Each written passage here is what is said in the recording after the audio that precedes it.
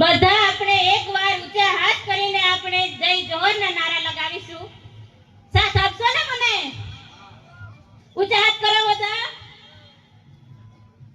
જય જોહર, જય આદિવાસી, જય જોહર, જય આદિવાસી. એક તીર એક સમાન, એક તીર એક સમાન. જય જોહર, જય આદિવાસી. આ ઐતિહાસિક મંચ પર ઉભેલા આપણા વડીલો તથા આદિવાસી યુવા સંઘર્ષ સમિતિ ઘોગંબાના આપણા આગેવાનો તથા મારા ભાઈઓ તથા બહેનો અને નાના નાના ભૂલકાઓ બધાને મારા સેવા જોહર. હું એ સમાજમાંથી આવું છું જ્યાં ક્રાંતિકારી જન્મ લેતા આવ્યા છે. હું એ સમાજમાંથી આવું છું જ્યાં ક્રાંતિકારી હેલો હું એ સમાજમાંથી આવું છું જ્યાં ક્રાંતિકારી જન્મ લેતા આવ્યા છે. હું એ સમાજમાંથી આવું છું જ્યાં આ ક્રાંતિકારી જન્મ લેતા આવ્યા છે. બોલો બોલો ભાઈ. અને ને હું રાઠવા ઉર્મિલાબેન નંદસિંહભાઈ રાઠવા, ગામ ગરમોટિયા, તાલુકો ઘોગંબા અને હાલ નિવાસ મારું છે પાંચખોબલા, સરખેમોડી અને શિવરાજપુર. આમ તો હું સોશિયલ મીડિયા પર ટ્રાઇબલ વકીલ સાહેબ તરીકે ઓળખાવું છું, પણ હું અહીંયા આ જગ્યા પર તમારી જોડે હું એક વકીલ તરીકે નહીં પણ તમારી બેન, દીકરી અને એક વકીલ તરીકે અહીંયા ગાડી ઊભી છું. જ્યારે આ કાયદો આપણા અત્યાચાર સામે લડવા માટે કાયદો બનાવવામાં આવ્યો હોય ત્યારે એક વકીલ તરીકે મારી એ ફરજ બને છે કે આપણા આદિવાસી સમાજના દરેક દીકરી, દીકરાઓ અને યુવાનોને જાગૃત કરવાનું. હું તમારી સામે એક મંચ પર હું આ ઐતિહાસિક મંચ પર ઊભી રહીને તમને એક સાથે એક મોટો મુદ્દો ઉઠાવવા માંગુ છું કે જ્યારે આપણા હાલમાં આપણા આદિવાસી સમાજમાં તો નહીં પણ એટલા બધા અત્યાચાર ગુજરવામાં આવે છે કે આપણે એને જોઈ શકતા નથી. સોશિયલ મીડિયા કેટલા જણ વાપરે છે? હાથ ઊંચા કરશો જરા.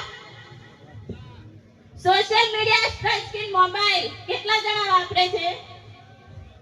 અને તમારા ઘરમાં કેટલાની દીકરીઓ છે, કેટલાની બહેનો છે જે 18 વર્ષથી નીચેની ઉંમરની છે? જરા હાથ ઊંચા કરીને મને જણાવશો.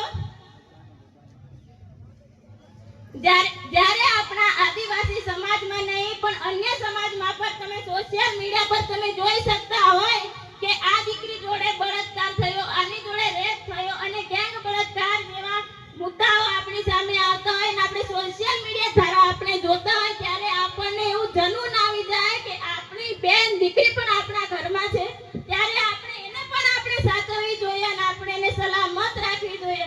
અને જ્યારે હું તમને આ મંચ પરથી એટલું કહું છું કે આપણી બેન દીકરીઓને તમે ભણાવો, તમે આગળ વધાવો અને સંવિધાન આપણને એક સમાનતાનો અધિકાર આપે છે. સંવિધાન આપણને સમાનતાનો અધિકાર આપે છે, આપણને કાયદો આપે છે જાગૃત બનાવવા માટે.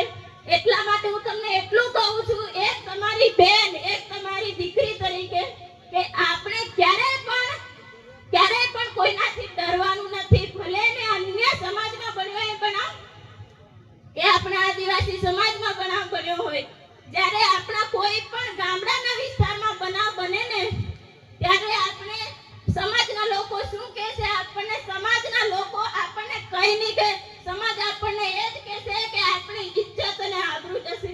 ના, એવું કઈ જ નથી. સમાજ આપણે એકતા થઈને બધાને સાથ આપવાનું છે. અમે પણ તારી સાથે છે. આપણી બહેન દીકરીઓને ન્યાયની લડત આપણે લડી અને ન્યાય અપાય ત્યારે આપણે કહે કે એક તીર એક સમાન, આદિવાસી એક સમાન. અને હું આ મંચ પરથી તમને એટલું જણાવવા માંગુ છું કે આપણા ઘરમાં ભાઈઓ, બહેનો, હું તમને આજના આ કાયદા વિશે એ પણ જણાવીશ કે જ્યાં સુધી આપણો સમાજ જાગૃત ના થાય ને, જ્યાં સુધી આપણો સમાજ જાગૃત ના થાય ને ત્યાં સુધી આપણે આ સમાજમાં એક આપણું નામ પણ નહીં બને અને આપણે જાગૃત પણ નહીં થઈએ. એટલા માટે આપણે જાગૃત થવા માટે આપણી જોડે એક જ હથિયાર છે. આપણી જોડે સિર્ફ એક જ હથિયાર છે અને એ છે આપણું હથિયાર, આપણું શિક્ષણ. હું આ બેઠેલી બેન દીકરીઓને એ કહેવા માંગુ છું કે તમે પણ આગળ ભણો, તમે પણ આગળ વધો અને તમે પણ કંઈક એવું નામ બનાવો કે જેથી કરીને સામેવાળા વ્યક્તિ આપણને હાથ શું લગાવી જોવે. આપણે હાથ લગાવવાની અને તાકાત હું ચાલે. અને ખાસ હું એ પણ કહેવા માંગુ છું કે જ્યારે આપણી બહેનો અને ભાઈઓ 10મા ધોરણમાં ફેલ થયા હોય ને તો હવેથી નહીં પણ હમણાંથી તમે ચાલુ કરી દો તૈયારી અને આવતા વર્ષે 10માની એક્ઝામ આપો અને ફરીથી ચાલુ કરો ભણવાનું. જ્યાં સુધી આપણે કાયદો નહીં જાણીએ, જ્યાં સુધી આપણે શિક્ષણમાં આપણે આગળ નહીં વધીએ ને ત્યાં સુધી આપણા જોડે અત્યાચાર થશે અને થશે જ. એટલા માટે હું તમને કહું છું કે આ જગ્યા પર જે જગ્યા પર હું ઊભી છું ને એ જગ્યા પર મારા મમ્મીએ મને અપાવી છે. એટલા માટે હું ગર્વથી કહી શકું છું કે જ્યારે તમારા સમાજવાળા તમને કહે ને કે ના ભણાવશો, એને ના ભણાવશો, કાલે એનું લગ્ન કરવાનું છે કે ને તમારે કહેવાનું દીકરીને હું ભણાવીશ, આગળ વધાવીશ. એવી રીતના તમે સપોર્ટ આપશો ને ત્યારે જ તમે આગળ જશો. વધારે હું ટાઈમ નહીં લઉં પણ હું છેલ્લે એટલું જ કહેવા માંગીશ કે અહીંયા આપણી વધારે સંખ્યામાં દીકરી પણ ઊભી છે, ભાઈઓ પણ છે અને વડીલો પણ છે. ત્યારે હું આ મંચ પર રહીને બસ એટલું જ કહીશ કે આપણા સમાજને આગળ લાવવા માટે એક યુવાન આપણે શિક્ષિત હશે ને તો જ આપણે આદિવાસી સમાજને આપણે ટોચ પર લઈ જશું. ત્યાં સુધી કે આપણે જ્યાં સુધી શિક્ષિત યુવાનો ના બનીએ ને ત્યાં સુધી આપણે ટોચ પર લઈ જશું.